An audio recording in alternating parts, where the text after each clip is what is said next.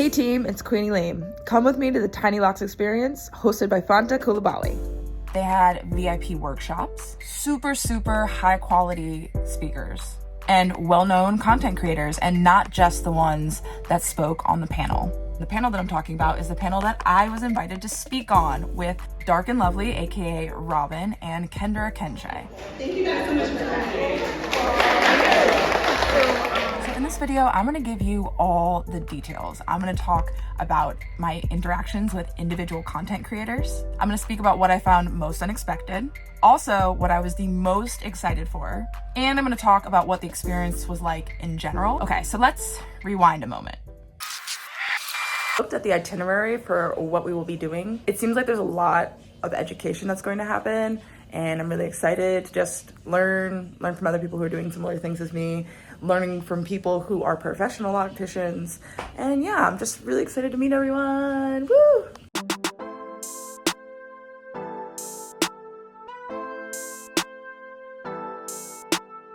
We're here!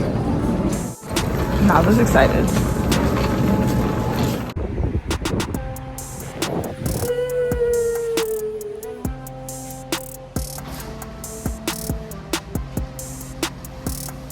What's up, puppy?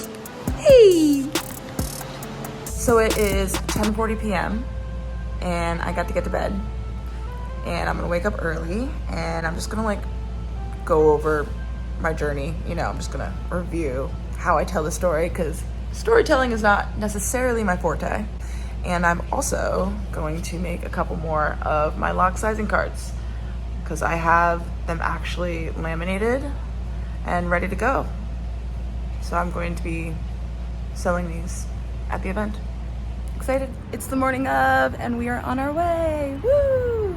So now you're all cut up, let's go inside. Now in terms of vendors, none of the items really had any crossover with each other. They were all very purposefully picked. And I even had my own table.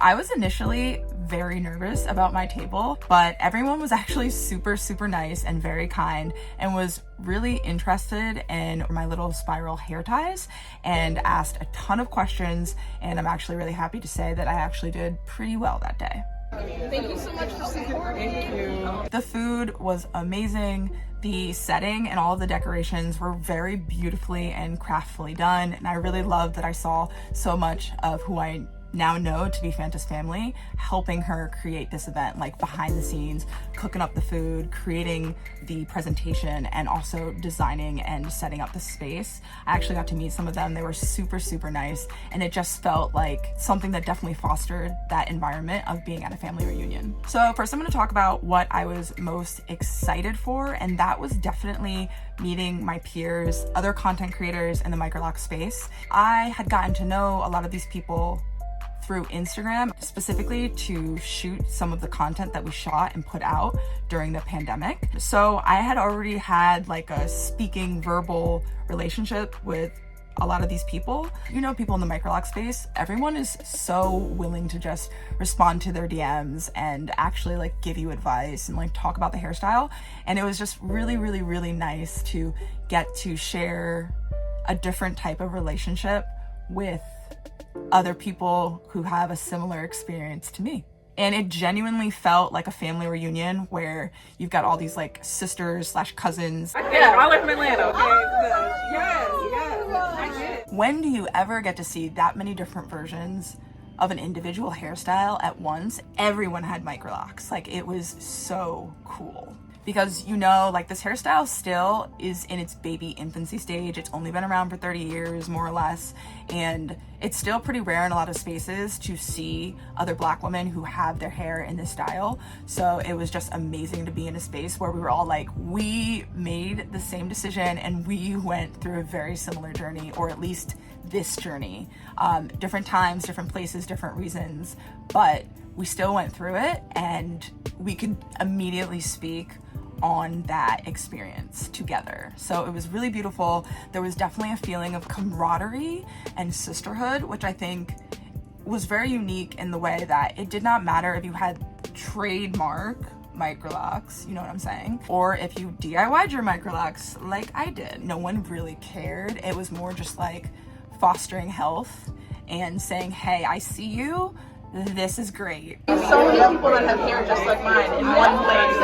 My mind is blown. One of the things that I found the most surprising / unexpected was the extreme quality and purposefulness of the speakers that were chosen, because they were top tier, next level, talking about important things. One of the speakers was Dr. Osei Tutu. She is a dermatologist located somewhere in New York City. She spoke on different types of alopecia, ways to avoid traction alopecia, and the different treatments for different types of alopecia. And I just find it so interesting, and is definitely a part of medicine that I would love to get more knowledge on. There was this one part which I think a lot of people missed the content warning that was put up. If you guys are really serious, then turn away. Basically what happened was they head and she threw it and just said psss, like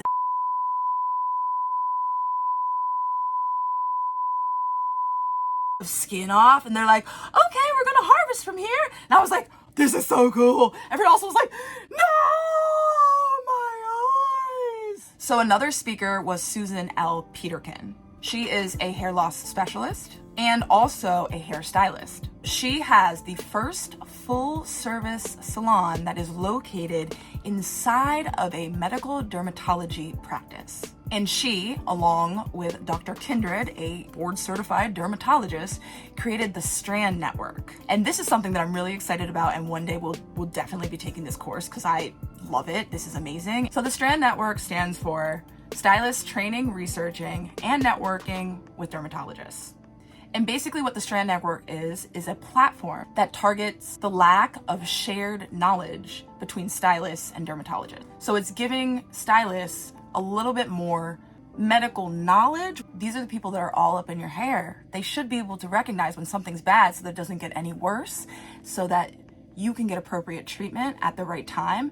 Also, so that people who are styling your hair and sometimes causing horrible things to happen accidentally, stop doing that. I am so interested in this, and I think it is something that really needs to have a little bit more of a spotlight on, because traction alopecia is endemic in our culture. CCCA is rampant, and that's because of relaxers, tension, weaves. It's a whole thing. So to have not one, but two speakers really talk about this was just like so cool.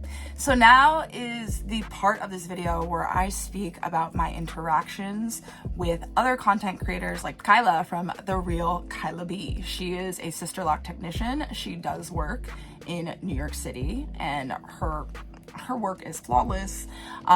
So meeting her in person, the first thing I thought was like, what came to mind was Xena Warrior Princess, because the girl is a badass. All right, that's what I thought. I was like, I want her to be my friend because she's cool. The Minimalist Natural, aka Lillian.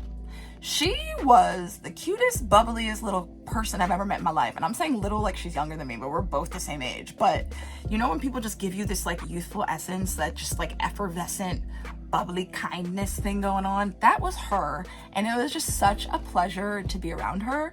And also her hair, those little blonde locks are so cute in real life. Like, got me thinking about dyeing my hair. Like, And something that Lillian encouraged me, which I really admired and was thankful about, was that she said that you're actually a really animated, goofy person, and I think a lot of people would love to see that. Like, she's like, I know I personally do. So I was like, oh, thank you. That's so sweet of you. Next, we're gonna talk about Kendra Kenche. The only thing I didn't expect was she was just like so welcoming and friendly, like on a next level, and she made everyone feel like they were her friend. It was really, really awesome to get to finally meet her in person, because we have talked on Instagram multiple times, like when we decided to do a couple videos together. So it was just like really cool to get to see her. Wait, Kendra, show me. She got. Oh yeah. So you take your lock. Okay. Yeah. And then you just put it right on top of the ruler. And you count the millimeters. So for instance, this one is probably a 2 millimeter. So you just count the lines that it sits on. Yeah. Anyone? I think they're different sizes. Yeah, mine are different sizes. So So 2 millimeter. You can, some of them you may be able to get away with a 1.5, 1.8. Dark and Lovely, aka Robin, was the first person I have ever seen with Microlocs in my entire life. When I saw them, I was like, oh my god, what are those? Like, I was obsessed with them.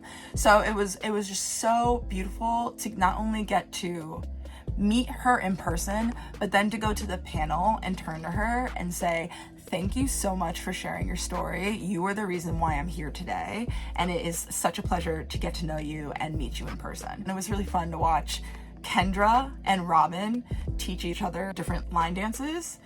Oh, and then there's Aisha. So it was interesting because Aisha had reached out to me via Instagram about whether or not she should do her own locks or have someone else do her locks, and I was trying to be very honest. Like, I don't say that anyone should do one or the other. I say you have to like really consider yourself, because this is part of your body. This is something that's growing out of your body. So be honest with yourself. Do you really want that crispy grid, and can you give that to yourself, knowing how much time and effort and energy it's going to take? And she said, you know what, you're right, I'm not gonna do that. So she was like, yeah, you told me what it was, and I'm so thankful that you did tell me what it was, because yeah, I wanted that crispy grid. So I didn't do them myself, I had someone else do it. And she's like, yeah, I liked that decision. I was like, okay, that's beautiful. That's exactly what I wanted to hear. I don't want to be the person that proselytizes any one method. I just want to let you know you can DIY if you want to DIY. So I, along with Kendra Kenshe and Robin, aka Dark and Lovely, were invited to be guest speakers at the Tinylocs event on the content creator panel. So if you want to hear all of the best parts, just keep watching. Robin and Elizabeth, if you ladies can come up, mics are on. Let's give them a round of applause, please. But doesn't it give you more fullness? Because when I went to my loctician, I wanted it big, but she was like, no, you don't need that many locks. More locks doesn't equal more value. Correct. Yeah. Sure, that's true. I think also if you do a little bit where you make them smaller and then gradually bigger, it can give you an illusion of having locks, is what I find. When I first established my locks, I think I had 500 something. Lord knows, my hair is not that dense. So I had to go in and combine them because, girl, I was looking for a lot of volume. You know, it's your hair. Do what you want to. You pay the bill. They don't pay the bill. So I have 400 locks. That's all I have. So by standard, I don't really have. Yes, you do. It's 350. Yeah. So it's like, that's just look, my mama called me Sister Locks, I got Sister Locks. That's what I paid for. That's what I got. I'd like you all to talk more about social media and being lock influencers. I love doing my hair. And so I sometimes just turn on my camera and record. I'm not consistent all the time. And in those times when I'm not consistent, I just tell myself, it's okay. I just have to have structure, and you have to find it within yourself. And if you have that downtime, don't be down on yourself about it, because once again, we're only human, and life be lifing sometimes, and sometimes your mental and just chilling and relaxing is so much more important. And you should try to find something that you would do for free, and possibly that serves a greater purpose. So for me, like I said, I really want to increase the amount of people that know about this. Knowledge, like give the people what they need, not what they want, but what they need. Have a content calendar if you really and truly want to be consistent and structured, because at the beginning it does take consistency. If this is something that you want to do and grow, you definitely must be consistent. And posting bomb content that people will be like, oh, that was good, it's clear, the color correct, you know? It's not about being famous. Like, I would rather not be famous. I would like if every black woman knew who I was, because that means that they've seen my hair and they know it's a possibility. So maybe try to thank you. Try to do this from somewhere other than just creating, because that'll fall short and you'll get so annoyed by it.